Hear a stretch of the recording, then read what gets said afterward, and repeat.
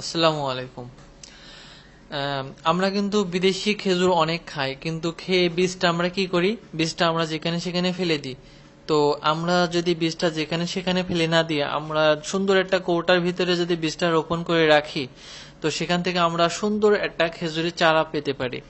তো আমি প্র্যাকটিক্যালি আমি বীজটা ফেলে না দিয়ে একটা প্লাস্টিক কৌটা কেটে তার ভিতরে কিছু মাটি বালি দিয়ে রেখে দিয়েছি। তো দেখেন আমি কিন্তু মাসে একবার করে পানি দিই, তারপরও গাছটা কত উজ্জ্বল চকচক করছে।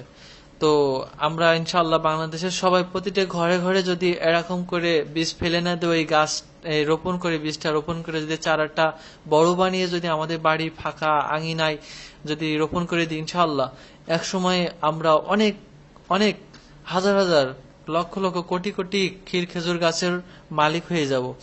তো তখন কিন্তু আমরা বিদেশ থেকে ক্ষীর খেজুর আনা লাগবে না, বরঞ্চ আমাদের ক্ষীর খেজুর বিদেশে যাবে। তো আমরা তো পারি না? তো এখন থেকে আমরা সবাই ইনশাআল্লাহ এইভাবে আমাদের খেজুরের বীজটা ফেলে না দিয়ে রোপণ করে আমরা নিজের বাড়ি আঙিনায় ক্ষীর খেজুর গাছে চারা লাগাবো। তো সবার যদি ভিডিওটা ভালো লেগে থাকে তো আমার চ্যানেলটা সাবস্ক্রাইব করবেন। তো আরো অনেক ভিডিও দেওয়ার চেষ্টা করব। আল্লাহ হাফেজ।